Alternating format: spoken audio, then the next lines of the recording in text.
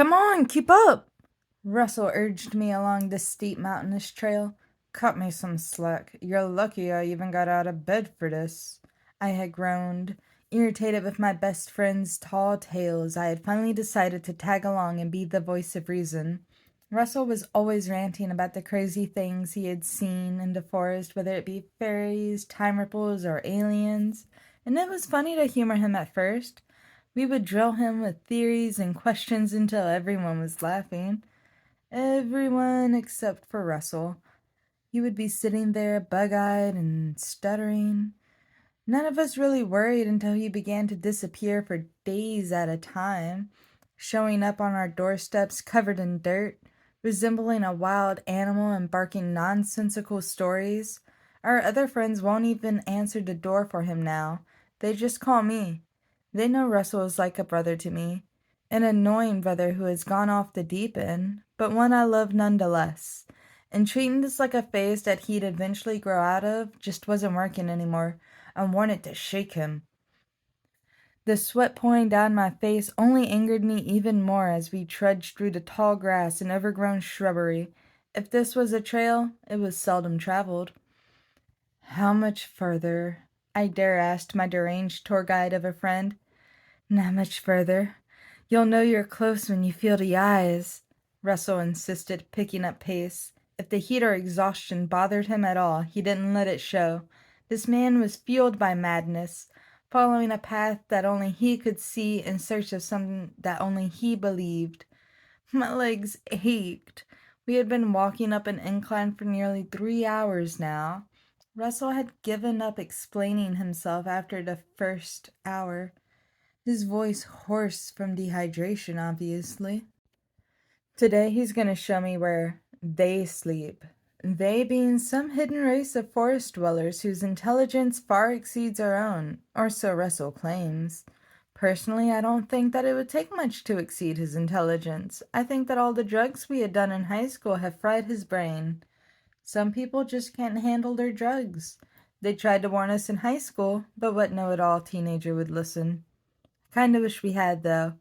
I love smoking and tripping, but I missed the best friend I had once known, and what I'd give for one more stoned game of magic with him. The irony, I know. Shh! Russell exclaimed. He jolted me out of my reminiscing. I stared at him as he stood frozen in place.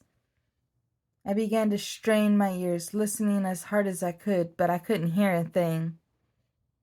The birds, he smiled eerily. What birds? I snapped, out of breath and patience. Exactly. My friend winked before continuing forward cautiously, beckoning me to do the same. I followed, grateful for the slower pace as we approached a peculiar canopy of trees. These trees didn't seem native to our region. I'll give 'em that. They were tall, skinny trees with an off-white bark that kind of resembled birch, but beneath the peelings revealed a soft lavender that I had never seen before. It appeared synthetically stained.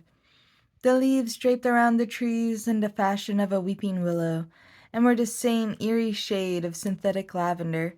The whole scene struck me as off-putting. I began to understand why Russell had brought me out here today. The ground crunched beneath our feet. Fallen peelings and leaves dusted the forest floor, painting it an unnatural violet. The ground here was bone dry compared to the moist, overgrown path that we had taken to get here. It was rock hard aside from these foreign trees, devoid of all life. I hadn't even been bit by a mosquito since our slow approach. I began to feel uneasy, especially as the temperature began to drop once beneath the canopy.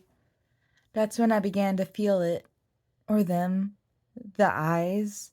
I glanced around nervously, scared to admit that Russell might not be entirely delusional. Maybe we had wandered onto someone's property and this was their strange little garden experiment. Perhaps the eyes I felt were security, and I began to search up into the branches, hoping to glimpse the familiar red light of a surveillance camera. What I found instead frightened me. There was movement in the leaves, but the leaves made no sound of rustling. I could barely make out the silhouette of an odd shape that seemed to be trying to camouflage into the trees. It reminded me of the videos I had seen of an octopus transforming itself to blend in with the intricate colors and textures of the ocean floor. This thing seemed to blend in naturally with this seemingly unnatural environment, and I could feel it looking back at me, but I couldn't see its eyes. Did it even have eyes? I wandered this in deafening silence, and only once I was finally able to tear my eyes away did I realize that I was alone. Russell. My voice, a scarce whisper, still sounded too loud. Up here! A familiar voice seemed to ring inside my head. Terrified, I began to search the branches above for my best friend.